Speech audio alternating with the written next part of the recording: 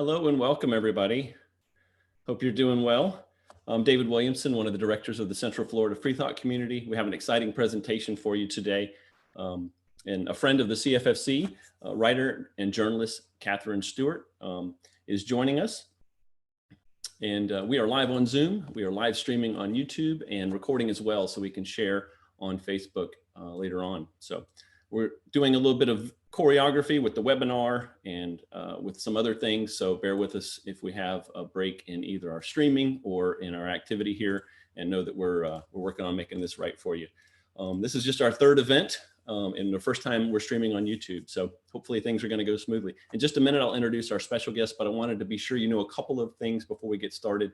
We miss seeing all of you in person at our events, but we're continuing online events like this, as well as more casual Zoom meetings to help fill the time until we can get together again. To find out about those in advance and to get the login information for those and for these webinars as well, go to our Meetup group and find those events at meetup.com/CFL Freethought. Those of you in the Zoom webinar right now can find the chat option available at the bottom of your screen or your computer. If you're on a mobile device, just tap the screen and that should appear as an option. So you can chat with the group there. No, but that's not where you want to ask questions, however. If you want to type a question for us, use the Q&A feature, which is also at the bottom of your screen, and we'll take those questions as we are able. We're probably going to have more questions than we can get to, so apologies in advance if yours does not get asked. The format today is going to be, I'll introduce Katherine and she'll do a presentation, and then she's going to chat with one of our directors, Joseph Richardson. He's going to close out the webinar today. And for those of you who don't know or have a copy of Katherine's book yet, Joseph's adventures locally in Winter Garden are part of chapter 10 of that book. So we thought it would be great for him to join us. And then after that short conversation, we'll have questions from the audience. So be sure to put those into the Q&A section. With that, I'll introduce Katherine. She's a journalist with articles in the New York Times and the New Republic, and the New York Review of Books, as well as the Washington Post, among many others. She's an author with 2 books focused squarely on issues important to us at the CFFC. She'll talk about her recently released book today, and I'll let her do that. And if you don't have a copy already, you can pick that up wherever you're buying books online right now. Her previous book that I want to mention is still very relevant, and it's a powerful expose of the Child Evangelism Network. And about religious after-school clubs. We've dealt with some of these in Central Florida, and they're still a concern. The book is called The Good News Club, and I strongly recommend that you check that out. So let me get Katherine queued up to join us here, and I'll finish with the introduction. So she was named Person of the Year by Americans United for Separation of Church and State in 2014 and has spoken at dozens of conferences, including our own Freethought Florida conference, also known as Free Flow, in 2015. So Katherine Stewart, if you're there, welcome to the show. Thanks so much for having me. It's really great to be here this afternoon, and thanks to everyone for participating. I want to give my thanks especially to Jocelyn David Williamson for putting this together, and to everyone else at Central Florida Freethought. I hope everyone watching from home is safe and healthy. It's a weird time, and at a time like this, in the midst of this tragic pandemic, it would be really great to have national leaders who could seek to bring us together as a country and address this crisis in evidence-based fashion and work collaboratively and without political favoritism to alleviate the suffering of all Americans, particularly those who are bearing the highest costs. Unfortunately, that's not exactly what we have now, and I won't belabor the point. But I think we all know by now 2 things. We know what sort of person Donald Trump is. And number 2, we know he wouldn't be where he is today without the support of what many people call the Christian right, but I often prefer to call religious nationalism or Christian nationalism. So here's the one thought I want to put forward on Trump and his religious nationalist supporters. There's a story that people like to tell, according to which Trump's hyper-conservative religious base held their noses and vote for him in a purely transactional way. I'm going to suggest to you that this story is in large part false. Trump and Trumpian politics represent something essential about Christian nationalism today, and we should understand that and understand what it is, because the real leaders and the true followers, true believers in this movement are going to be around a lot longer than he is. The movement long preceded Trump, and it will long outlast him. You see, when we think of the religious right, we're often thinking of a social movement that works from the bottom up. It expresses the anxieties of a particular group in American society in reaction to rapidly changing social realities. But religious nationalism is a different kind of system. It works from the top down. It actively shapes and manipulates its target population, and it often shifts its target. When we think of the religious right, we're also usually thinking of a cultural movement.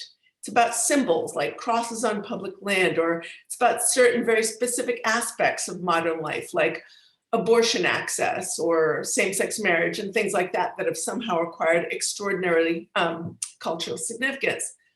But we're not dealing with a cultural movement here. We're dealing with a political movement. It's about power.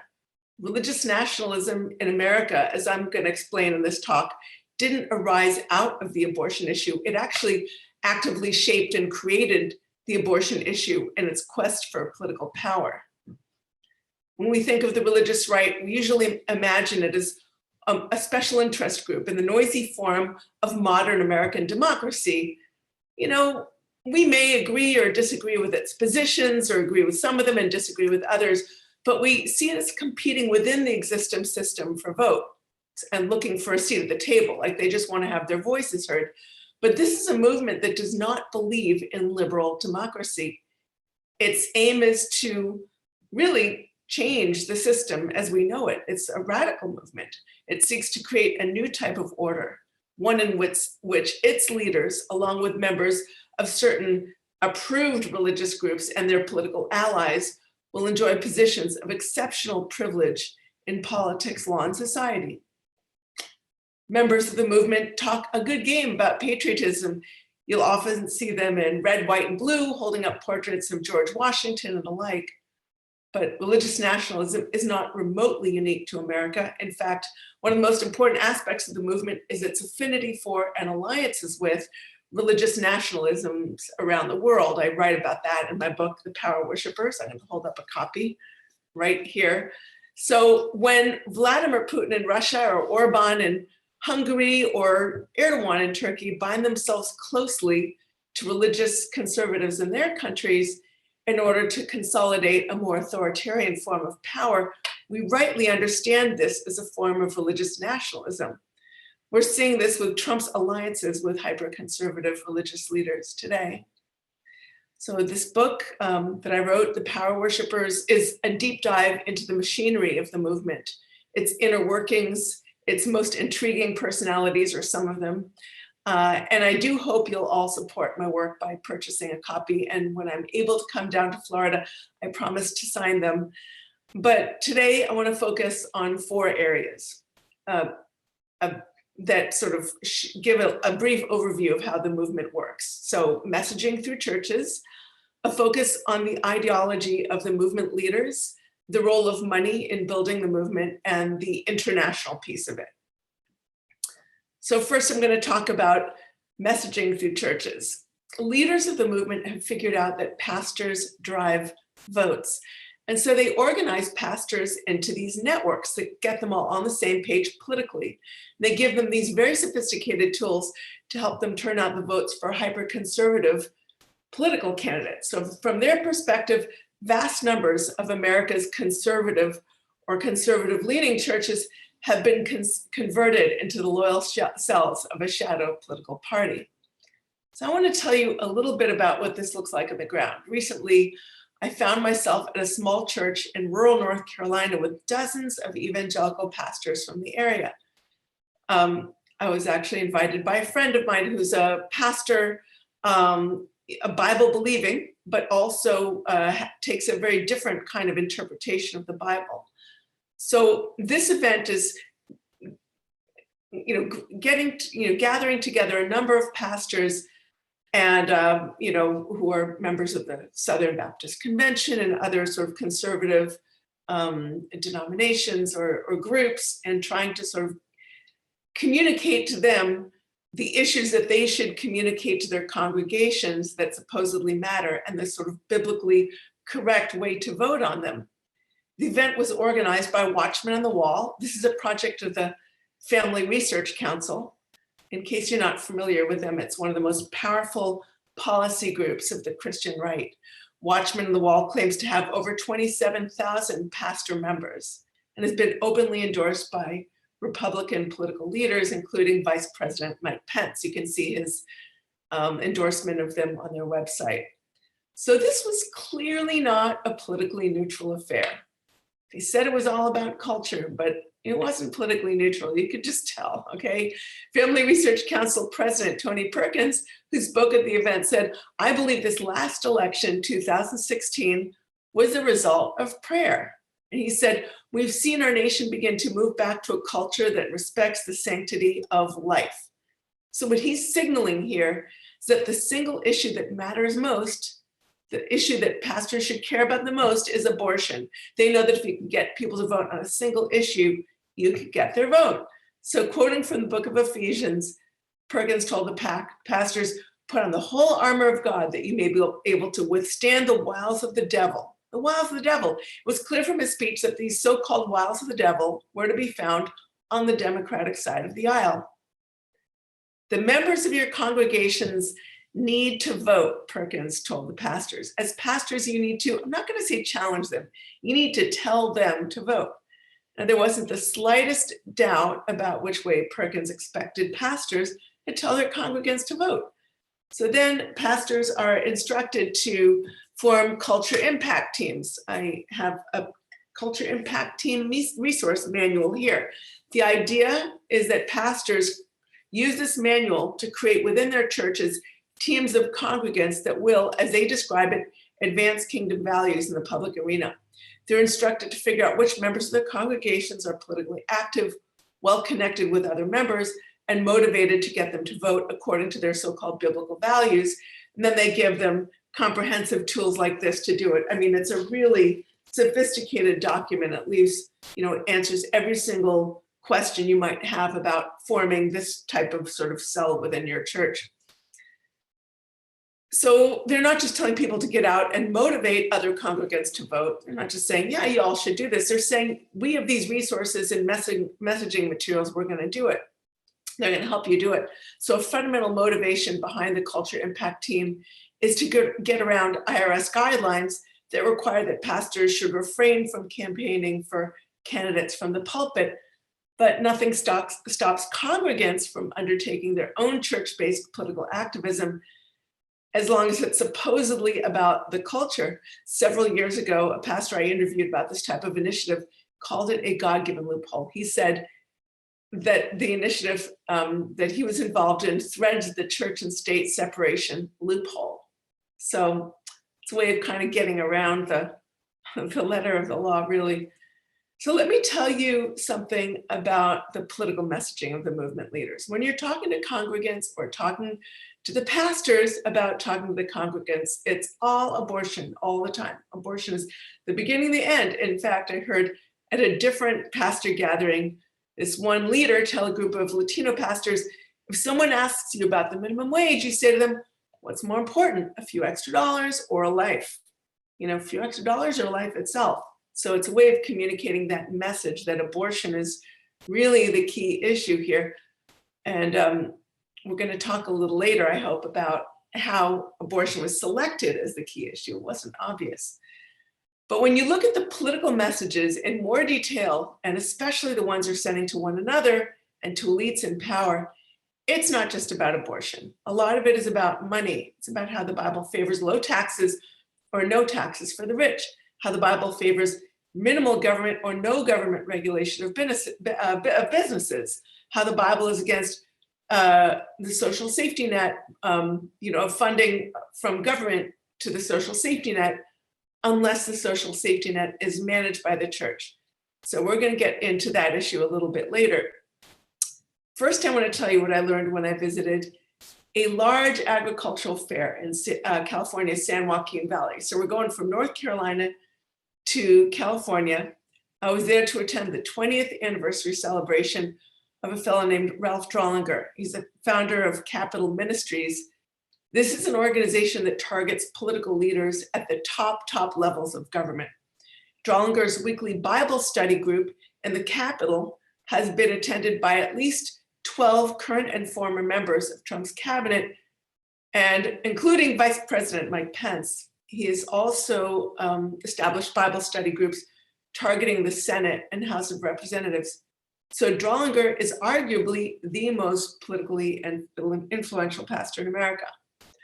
So why was a man of such influence holding his 20th anniversary celebration at an agricultural fair in the San Joaquin Valley? That's because not only did he start out his ministry in California, which is where Drollinger is from, but a lot of his early funding was from some owners of these large-scale agribusiness conglomerates. And indeed, Trump's agricultural secretary, Sonny Perdue, was on hand to deliver a full-throated endorsement of Drollinger's ministry. So the expansiveness of Drollinger's positions on domestic, economic, and foreign policy hits home the fact that this is a political movement, not merely a stance in the culture war. Drollinger weighs in on a number of social and economic policy questions, including the idea that social welfare programs have no basis in scripture. So in his Bible study guides, which he teaches to political leaders, and by the way, he's not hiding them. They're online. You can look them up at, I think it's catmin.org. He writes, the responsibility to meet the needs of the poor lie first with a husband in a marriage, secondly with a family if the husband is absent, and thirdly with a church. Nowhere does God command the institutions of government or commerce to fully support those with genuine needs. So this is a kind of teaching that is going to have consequences in the funding of our social safety net. And as we know right now, when our nation is in a time of crisis and large numbers of people are losing their jobs and actually facing hunger, the social safety net is more important than ever.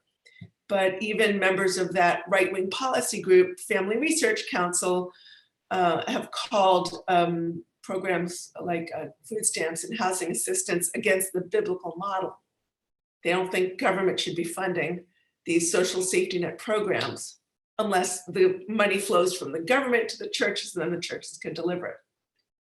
So another of Drollinger's Bible study guides makes clear that God believes in deregulations of business. He writes, leaders must incentivize individuals and industries, which includes unencumbering them from the unnecessary burdens of government regulation. Drollinger has words of wisdom for laborers too, and for the workforce. In a Bible study titled Toward a Better Biblical Understanding of Lawmaking, he cites from the New Testament first letter of Peter 2018, servants be submissive to your masters. Listen to this, servants be submissive to your masters with all respect, not only to those who are good and gentle, but also to those who are unreasonable. So here Drollinger explains the economy of Rome at the time of Peter's writing was one of slave and master. The principle, however, of submitting to one's boss carries over to today. Think about that, submitting. I mean, it's all music to the ears of agribusiness leaders, many of whom rely on minimal workers' rights and economic and environmental deregulation to maintain and increase their profits. I mean, remember, a lot of them are, using undocumented labor, rely on that for their industry. So this ideology, as I explain in my book, is descended from pro-slavery theology. There's a kind of through line from the idea of America as a supposedly Christian nation, rooted in hierarchies ordained by God, between the theology of clerical defenders of slavery and the political theologians of today. And it is widely parroted by other members of the movement, including David Barton. I wish I could see a show of hands and say, do any of you know him? Because if you don't, you got to read about him. You're going to have so much fun. He's like, I don't know, I call him the Where's Waldo of the Christian nationalist movement because his name pops up on so many different boards and initiatives. He's a historical revisionist and sort of promotes a sort of Christian nation myth that the movement sort of leans so heavily on. So Barton too has argued that the Bible and God oppose progressive income taxes, capital gains taxes, which as you know, really only hit the rich, and minimum wage laws. And he used the issue of slavery to make his point. In an essay that you can look up online, it was there last I checked, which is about a month ago, it's titled The Bible, Slavery, and America's Founders. He writes, Different forms of slavery have replaced the more obvious system of past centuries. And then he says, the state, meaning the government, has assumed the role of master for many, providing aid and assistance, and with it more and more control to those unable to provide for themselves. The only solution to slavery is the liberty of the gospel. So think about that. He's basically equating food stamps and other forms of government assistance with slavery, which is like, first of all, deracializing the institution of slavery, the enslavement of other human beings by some human beings, which is, you know, its own thing. And it was, you know, based on skin color. And he's sort of deracializing it and equating food stamps and other forms of government assistance with slavery, which is, I think, a very radical position. So let's talk about money. A lot of this is about money. Christian nationalists seek to secure and even expand public sources of funding. The movement has learned to siphon public money through subsidies, tax deductions, grants, vouchers, and other similar schemes. This flow of funds has in turn shaped the ambitions and the tactics of the movement.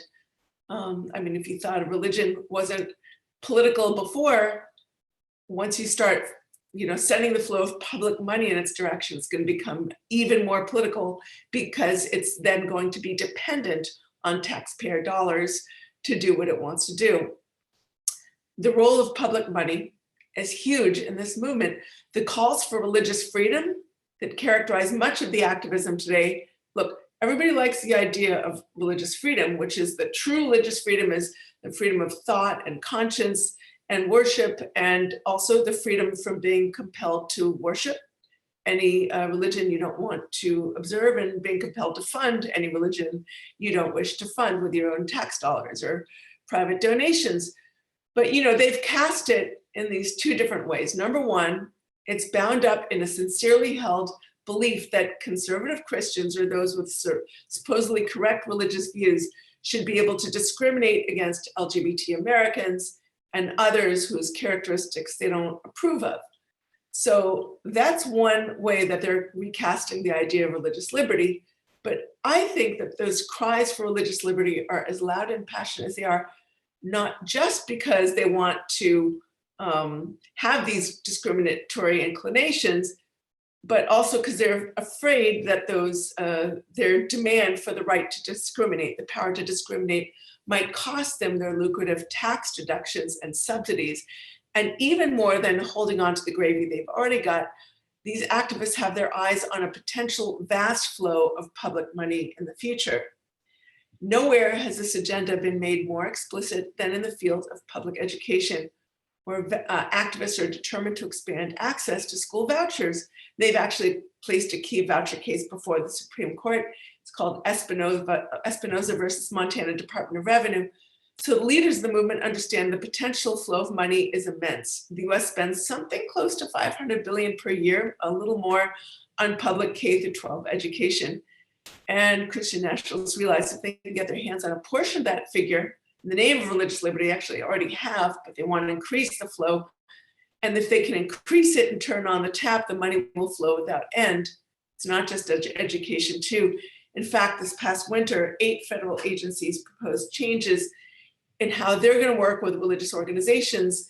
And this move is intended to increase that money in their direction and mandate taxpayer-funded discrimination against women, against members of religious minority groups, against the non-religious, and against LGBT Americans, all in the name of religious belief. So religious nationalism is not remotely unique to America. It shows up all around the world.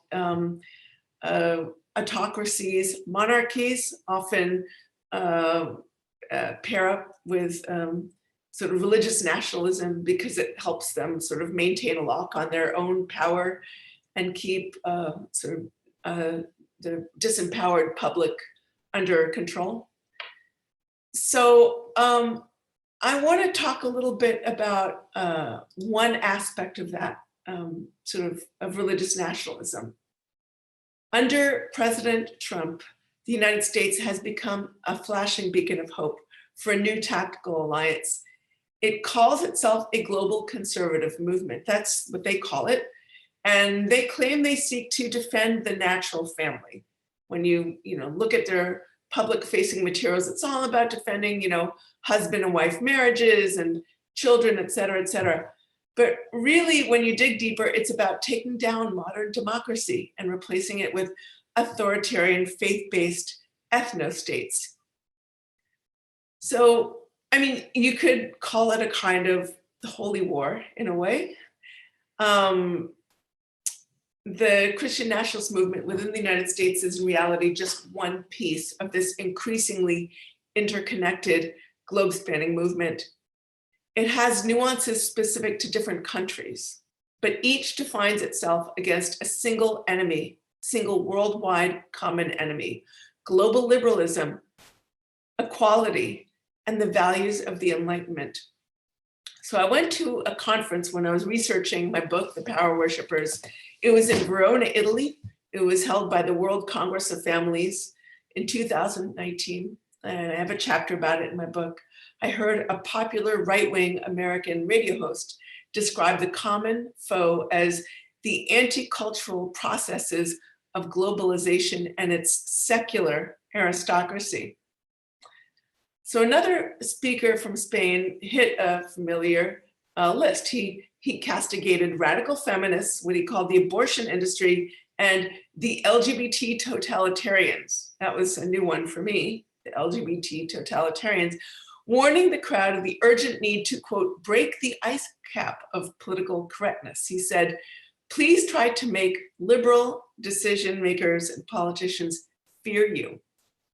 A third speaker was a Russian activist who has insinuated himself in a host of far-right American groups. I'm telling you, do you guys remember Maria Butina, who took, went after all those people at the National Prayer Breakfast? He's like Maria Butina 2.0. He's inserted himself in the hyper-conservative Christian homeschooling world and in the hyper-conservative Christian film industry. He was on a panel, a homeschooling panel with two Americans. They're all super friendly. So he said, the scientific worldview, the Darwin theory, it's in the same organizations, the same people who promote LGBT gender rights. It goes in one package. He nodded. Gays and Darwin, somehow they are connected. That was a great quote. So I wrote it down, I put it in my book. The global holy war has an unmistakably theocratic vision. We are not medievalist throwbacks, we are the future, said the American right-wing radio host. He said, there is nothing, absolutely nothing, the secular world can do about that. The World Congress of Families got its start over 20 years ago when American and Russian activists gathered in Russia. Looking around at my fellow conference goers, it occurred to me that if the Russian government wanted to manipulate the politics of the West as effectively as it controls its own population, it could hardly have found a more useful collection of people. So now that I've given you some bad news, I want to give you some good news. The rise of Christian nationalism should alarm all of us who care about the future of democracy in America, but it should not be the cause for despair. Overcoming this kind of reactionary and authoritarian movement isn't just something Americans can do, it has made Americans what we are. Many Americans today are mobilizing to confront the threat, including so many of you on the Zoom call, when right-wing ideologues have sought to disenfranchise voters, to pervert the meaning of freedom of conscience and freedom of speech, to target the rights of specific communities, to claim that they're just being neutral when really what they're trying to do is claim a privilege, and to defend criminal actions by their enablers. Americans have organized to meet the challenge. In some ways, Christian nationalism is the fruit of a society that has not yet lived up to the promise of the American idea. There is work to be done, but for now, at least, we're free to do it. We've met challenges in the past, imperfectly, I should say, perhaps, but well enough to make it to the present moment. Religious nationalists are using the tools of democratic political culture to end democracy. I continue to believe those same resources can be used to restore it. So now that we've come to the end of the presentation, I want to thank you for listening.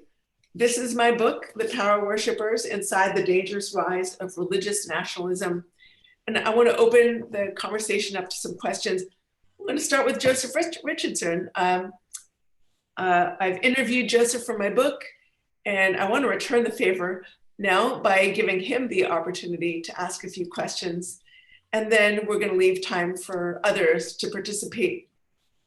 Yeah, and I just want to say this real quick. Thanks, Catherine. That was fantastic. Appreciate what you do.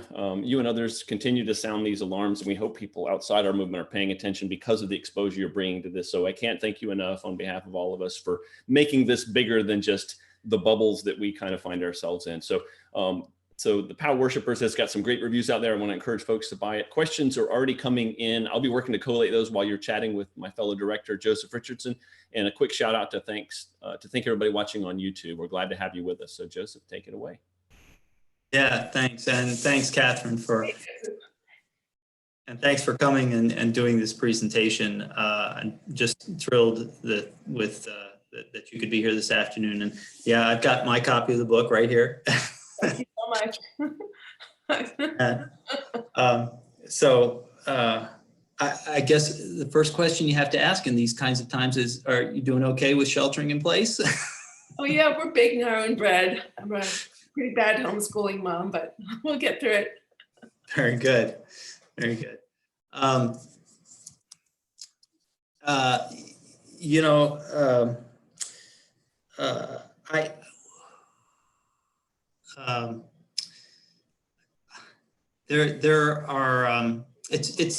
It was very, I'm glad you ended with that encouraging bit, because it's very discouraging to see all of this stuff that's going on and to see your reports about it. Even so, so you talked, I heard you talk before about how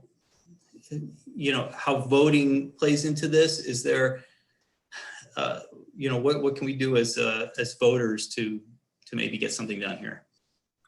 Yeah, I mean, I think a mistake people sometimes make when they're looking at elections is they think that because they assume that majority rules in the United States, and it doesn't always work that way. In researching my book, I went to dozens of right-wing conferences. I remember one point Ralph Reed said something to the effect of, "Don't pay attention to the polls. It doesn't matter what share of the population we are. Our share is declining, but we vote in disproportionate numbers. All that matters is who turns out on election day." I mean, remember, in a country where 40 to 50% of people don't turn out to vote, and an additional number are unfortunately disenfranchised through gerrymandering and voter suppression, you don't need a majority to win. At most, you need a very committed and surprisingly small minority to access the levers of power. And that's what the movement has succeeded in doing. George Barna, he's an evangelical pollster. He wrote a really extraordinary book. It's called something like The Day Christians Changed America. It's about the 2016 election. He noted that the most sort of engaged, so-called Bible-believing cohort, he called them sage cons, spiritually active, governmentally engaged conservatives vote something like 90%. These are people who are not only committed to vote, but committed to getting out other people to vote.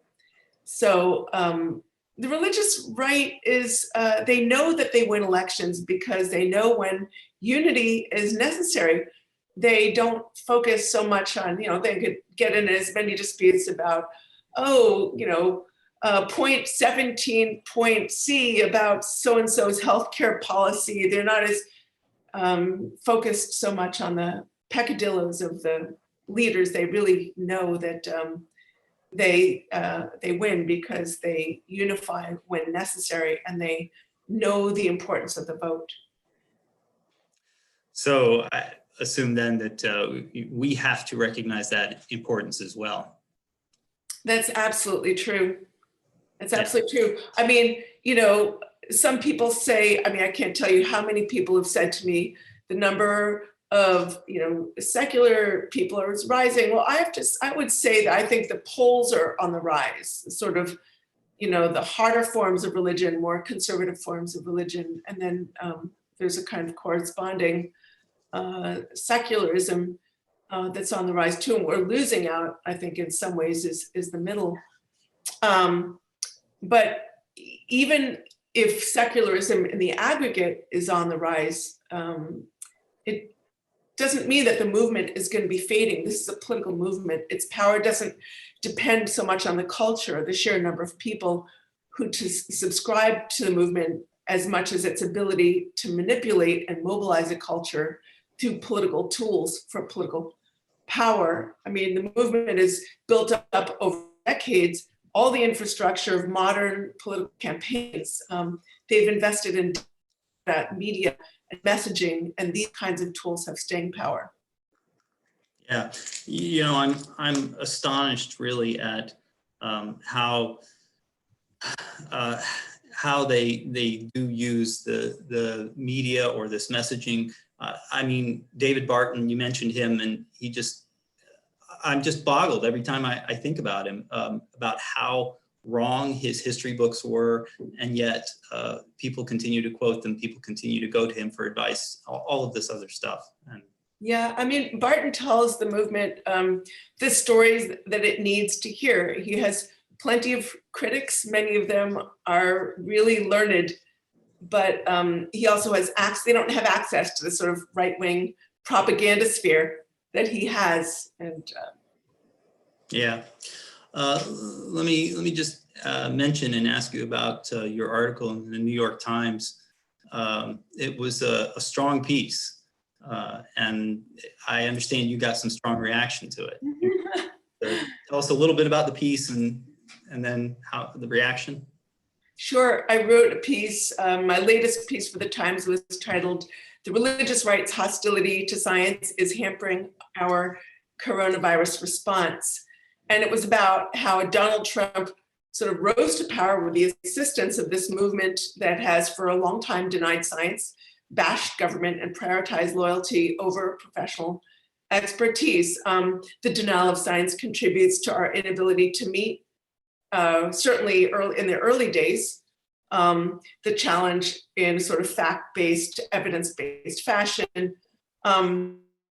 Batching, has contributed to a hollowing out of the social safety net and has made it really difficult for our government to assist our most economically vulnerable citizens. And the movement has also, led to a politics that prioritizes loyalty over professional expertise. So Donald has surrounded himself with some of the people he surrounds himself with are not there because really the best people at solving, managing the areas they're meant to manage. They're there because they're willing to sort of praise the president or prostrate themselves to him, and because they adhere to kind of far-right ideology.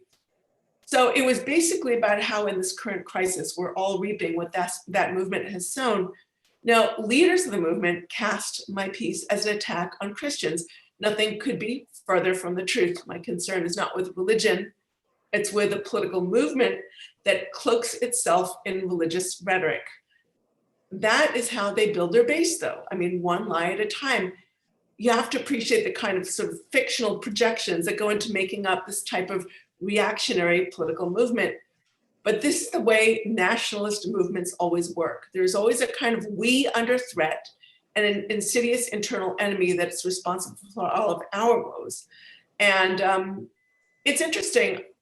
It was disappointing in a way. Like, people don't have to agree with my point of view, but please, attack me for the words I actually write. If you don't attack me for the ideas that I've put forth, not for some fictional ideas about how I'm going after Christians. I mean, I've made very clear in my words and work that I've written that, and certainly in my book, that there's a whole movement of Christians out there who reject the politics of conquest and division that this movement represents, and who think that their religion has something to do with loving their neighbor and providing for the least of these, and who see people as human beings first, and not as you sort of tribe. But You know, this, I think it's interesting, the movement leaders reserve some of their most poisonous words for those who dare to identify as Christians of a different sort. Of course, secularists are like, you know, enemy number one, along with the so-called LGBT totalitarians.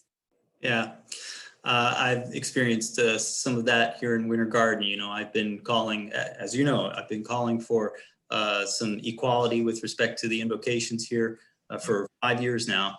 And most recently, in the last few months, I've discovered that my commissioner, who sits on the, has been spreading around the idea that I'm trying to get rid of religion completely, not just you know, in the government or anything. And that's so interesting. Listen, non-believers, and I want to just go off on a little rant here, if that's okay. Absolutely. Non-believers have always been the ultimate object of this movement's hate. And this goes back historically. I mean, the pro-slavery theologians cast abolitionists as heretics. I'm thinking about people like Robert Louis Dabney. They called the physical sciences theories of unbelief, the sciences theories of unbelief, and atheistic. Another pro-slavery theologian, James Henley Thorwell, I want to give you like a quote that he gave. He said, the parties in this conflict between, you know, the pro-slavery and abolitionists, he said, the parties in this conflict are not merely abolitionists and slaveholders. They are atheists, socialists, communists on the one side, that's the abolitionists, and friends of order and regulated freedom on the other. So he's putting abolitionists on the side of atheists and slaveholders on the side of regulated freedom. So this castigation of atheism and you know, with progress and equality carries through. I mean, look at the mid-century, people like Bob Jones Jr. He was this incredibly influential, you know who he is, probably, he's a Bob Jones University founder, and he was like he had a radio show. He delivered a radio address in 1960 called Is Segregation Scriptural?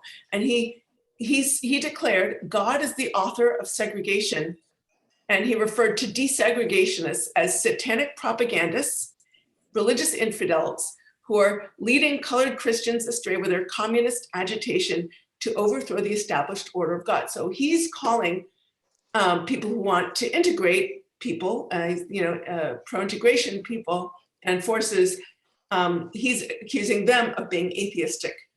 You know, other leaders have castigated those who believe in equality as atheistic. I'm thinking about people like D. James Kennedy.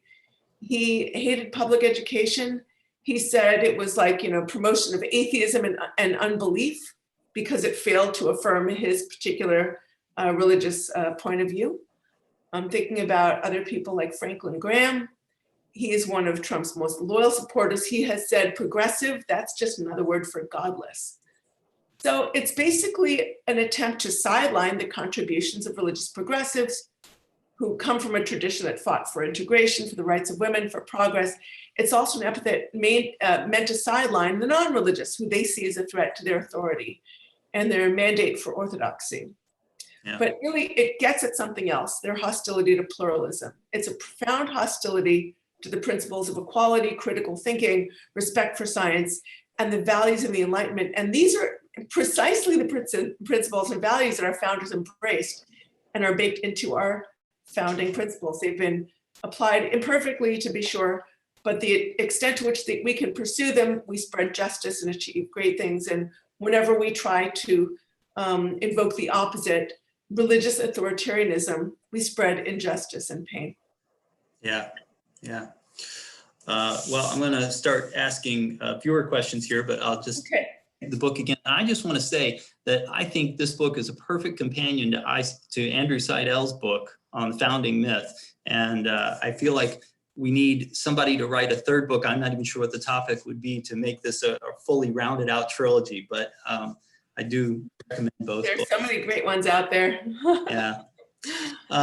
So Susan asks, did you say Christian nationalist leaders use abortion to manipulate and gain new followers? And is there a chapter in the book that covers this? I happen there is a chapter in the book that covers this. Yeah. Go ahead. Thank you, Joseph. And I also, by the way, want to thank you so much for being letting me interview you when I was writing the book. Yes, Susan, thank you for asking that question.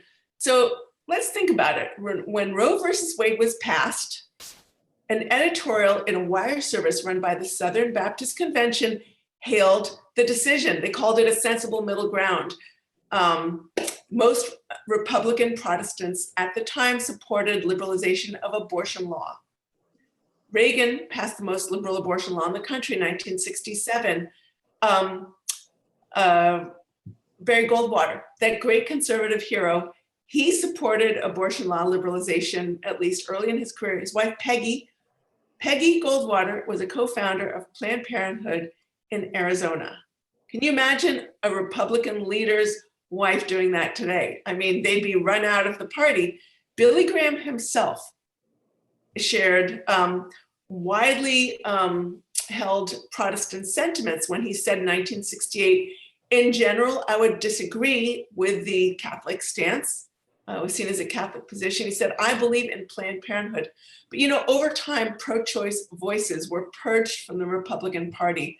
So today we're seeing a kind of pro-life religion, but it's, it's like the, rule number one for being a good Republican is that you have to be anti-abortion. But it's really a modern creation, and it was created for political purposes.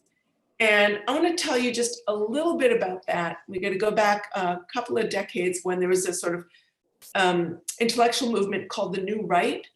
A group of leaders, including Paul Weyrich, Howard Phillips, they got together. They thought the Republican Party was just not going in the right direction. They wanted to sort of bring back have a kind of hyper-conservative counter-revolution and take the Republican Party in a different direction. And they were looking for issues around which to unite.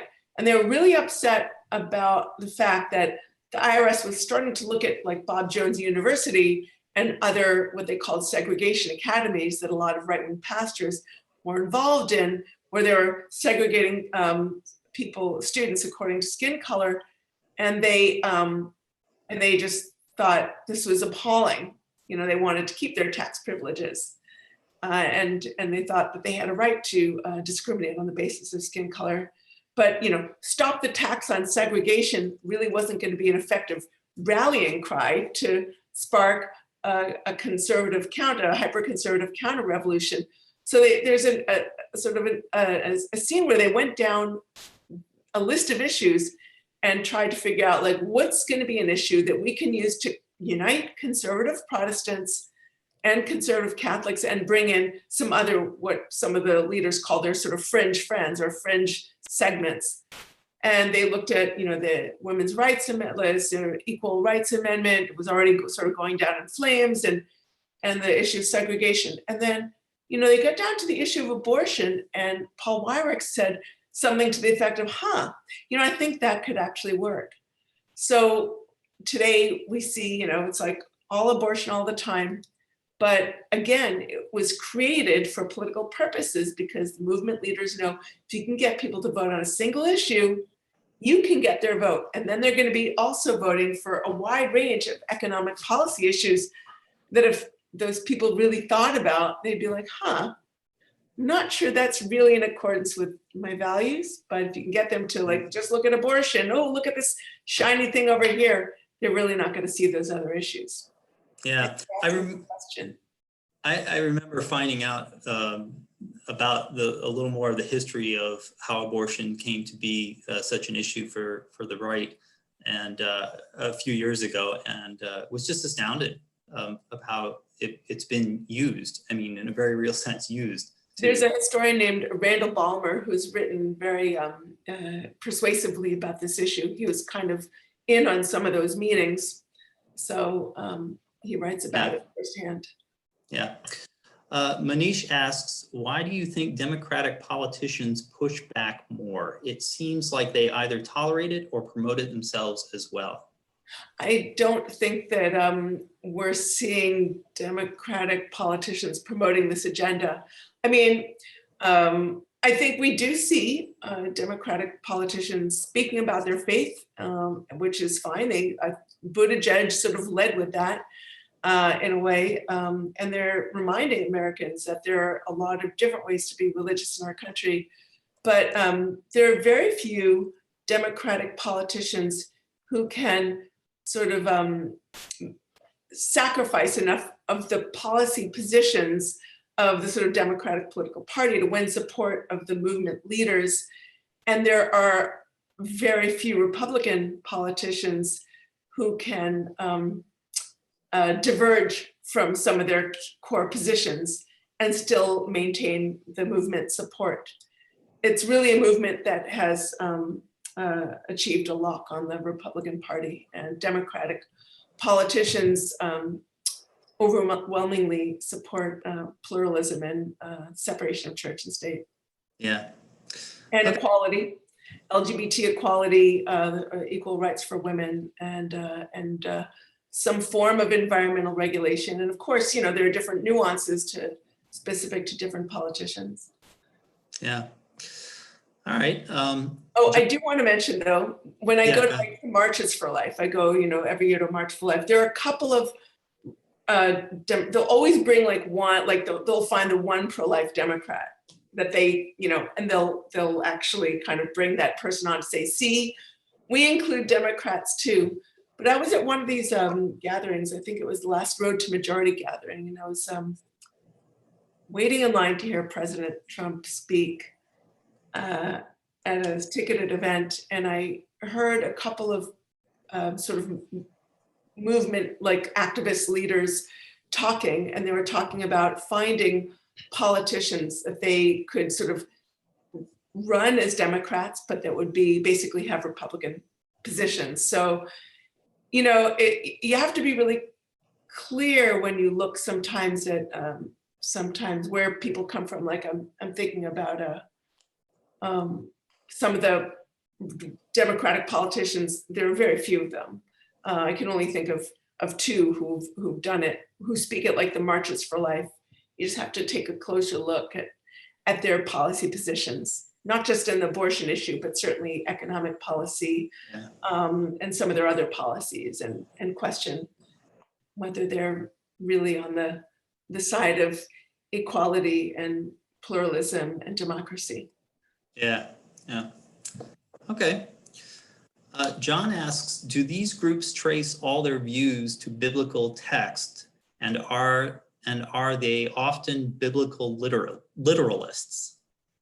Assume by these groups, meaning these groups that are organizing to push this political power and stuff. Yeah, I think it's, I think a lot of people justify their views by saying, this is what the Bible tells me. There are a lot of ways to, people promote a lot of, contradictory and mutually exclusive ideas and use the Bible to justify those ideas. And I think that we have to ask whether the source of their politics is necessarily coming from the Bible, or whether it often is coming from, a different place. They'll claim to be biblical literalists. Of course, they will cherry pick, members of the Christian nationalist movement will cherry pick like everybody else. Yeah. Right. Andy asks, leaders and activists in the secular movement advocate for atheists and other free thinkers to run for office openly as non-believers. And some feel strongly that this is an important way to fight the culture of Christian dominion.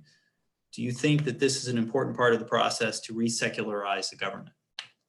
Look, I think we have a really diverse country. We have people who believe in many different kinds of faiths, and there are some people who aren't religious at all. And the plurality of our country is irreducible. And it's important that people can sort of represent who they are authentically when they run for political office, and if they should desire to sort of have that public service. I do know that talking about religion is really hard. And I think we have trouble talking about the political aspects of religion without appearing to slight religion itself. But we need to learn how to do that, because the both sidesism of this is a real problem, meaning that Christian nationalism is profoundly anti-democratic. And yet I think most journalists and many observers we've been trained to treat it as just one more point of view within a democratic system with no less or no more credibility and claim to the truth than anybody else. And the media especially continues to see Christian nationalism as a social or cultural movement and examine it through the lens of religion, when really it's a political movement. So my concern is not with the religious beliefs of anyone, really. I think it's a personal matter, but with the, cloaking a sort of a political movement in religious rhetoric. And that's something we should push back against. Yeah, and but the representation, I mean, even in Congress, I'm sure you're aware, is heavily skewed. In other words, I mean, not only in terms of religion, but also still in terms of gender and other qualities as well. And wouldn't having a better pluralistic representation in Congress be more appropriate for a pluralistic nation? Mm. Yeah. Sam asks, do you find that American religious nationalists are more eager to collaborate with their counterparts in majority white countries, more so that is than in countries in Africa, Asia, and Latin America? I think that's the last chapter, the international part of this, right? Right. Well, when I went to the World Congress of Families, these were largely representatives of different sort of Baltic states, European countries, and the like. Although I think we have to look at the work of somebody like Jeff Sharlet, who wrote that wonderful book, The Family, which talks about how members of this sort of secretive organization called The Family has actually collaborated with international leaders all around the world. So it's a very complex picture. Yeah. Let's see. We're running out of time, so we're gonna do one or two more questions and then wrap it up. Let's see, this is from Pam. She says, how can we present the issue of religious freedom I think that their liberty is not truly in jeopardy when we're presenting religious freedom to Christians, I think. Listen, the movement relies on a persecution narrative. That's how they build their base. They say they're always stamping on Christians. This is what they do. I mean, it's that sort of we under threat, and there's that sort of insidious internal enemy that is responsible for all of our woes. And that's the persecution narrative is just too valuable to the movement to discard simply because it's not true. So you can try to compromise with them, but like you're not going to get very far. You give a little room, and they're just gonna. You can see that they're not interested in middle ground. I mean, it's really a radical movement. Look at how they've, what they did with judges. Now, Donald Trump has to date appointed something like 192 federal judges. That's over 22% of the federal judiciary. They did that by not compromising in the courts when Obama was in office. They wouldn't sort of meet him halfway. They wouldn't allow him to appoint Merrick Garland, who had been, favored by George W. Bush. He was like a conservative Democrat. You can kind of see how they're like, it's our way or the highway. It's so you're in or you're out. You're pure or you're impure. So, the idea of compromise is a beautiful one. And it seems that the Democrats and Republicans in an earlier time used to compromise more and understand more of the sort of value of give and take. Religious nationalists, it appears, do not. Yeah, I've had conversations myself with someone who was convinced about something about me regarding my activity, and I tried to explain to them for quite a while what I was doing, and finally I said, "What is it going to take to convince you? What can I say to convince you that I'm not what you think I am?" And he said, "Nothing." There was absolutely I mean, think about what people on significantly larger stages have to endure. I think about, Anthony Fauci. Is he really part of the deep state? I mean, asking the question is a way of entering this sort of world of the absurd, but this is how the base is built, one paranoid idea at a time, all of which underscores my sense that the people running the movement have made a conscious decision to proceed with the lies and frauds that they peddle. It leaves me more convinced than ever that this nothing that really deserves the name of religion is behind the movement. It's really not about religion. Really, it is politics all the way down. Okay. One of the roles of Christian nationalists I'm most familiar with is their work in non-Western nations of mixing Western idealism with Christianity in their mission work, both in the US and in other countries through business and religious NGOs, that's non-governmental organizations, and mission mixes. Have you looked into any of these groups? Oh, thank you so much for asking. I'd love to hear you talk more. That was a viewer question. Yeah. It's a very interesting field. Very, very interesting field. Yeah, so you haven't looked into any of those groups, or? Pardon? The question was, have you looked into any of those groups? Yeah, some of those groups are really fascinating. Yeah, okay. I think this will be the last question. You mentioned that abortions, from Randall, you mentioned that abortion didn't necessarily need to be the catalyzing issue. Having been raised Southern Baptist, I know the denomination was pro-choice as late as the mid-70s. What other issues were considered and why did they settle on abortion?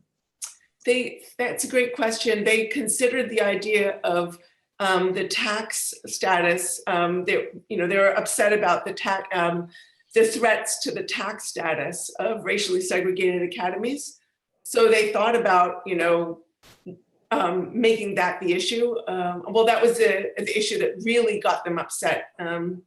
But that they knew that was going to make them look racist, which frankly, and they thought that just wasn't going to be an issue that could be utilized to build that sort of broad-based counter-revolution that they wanted. They looked at the Equal Rights Amendment.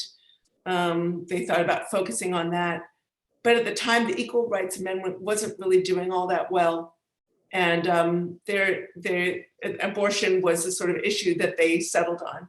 But what's really interesting is a lot of the folks were in the movement were really animated by a hostility to communism. I'm thinking about someone like Phyllis Schlafly, who said at one point, like, if things keep going the way they do, the whole world America's going to be communist by, I can't remember the date, it was like 1973. I mean, there's like this real anxiety about communism. I've read books by Paul Weyrich and Richard Vigri. They were really worried about sort of the communist menace and the communist threat. Weyrich was also really involved in a kind of almost like, I think there's an ethno-nationalism that also really animated the movement, but they felt like they needed an issue that would steer clear of race politics because it was really just so ugly at the time. Yeah. Well, we really appreciate the time that you've spent with us this afternoon. We're going to wrap it up. I'm going to show the book one more time. So much, Joseph. We're thrilled to have you here, and we're very appreciative that you recognize our work here in the Central Florida Freethought community and here in Winter Garden. And if anybody wants to find out more, where can they do it? Where can they find out more about you? Purchase the book wherever books are sold. Support your local independent bookseller, especially at a time like this, if possible. But I'm also on Amazon, Barnes and Nobles. You can follow me on Twitter at Kath S. Stewart. There are 2 S's there. And that's it. And you have a website, Katherine Stewart? I have a website, katherinestewart.me. It's kind of under construction, but if you want to reach me, you can reach me through that website. Awesome. Well, thanks so much for spending your Sunday afternoon with us. We really appreciate it. Oh, it's a pleasure. Talk with you again soon. And I've got a few announcements to make. Okay. All right, thank you. Thanks. I just want to take a minute to mention a couple of upcoming events. Of course, 2 weeks from today, on May 3rd, at the same time, 3:00 p.m. Eastern time, we'll have with us a special guest, Hemant Mehta. He's a blogger and podcaster at the Friendly Atheist blog, and he is fresh off of his appearance on the Jeopardy TV game show, and we'll certainly ask him about that, among other things. 2 weeks after that, on May 17th, we'll get a video download of the Florida legislative session from Orlando's own District 47 Representative Anna Escamani, and we're excited to hear from her on how the session went and what she's been up to since then. As a reminder, we are continuing our meetup events, including Freethought cafes and secular women's events as Zoom meetings, similar to this. This is the webinar, but they're meetings where everybody can participate. And to find out more about those or to join us there, you need to make sure that you sign up on Meetup at meetup.com/CFL Freethought. So thanks again to Katherine Stewart. And until next time, take care of one another and be safe. Thanks.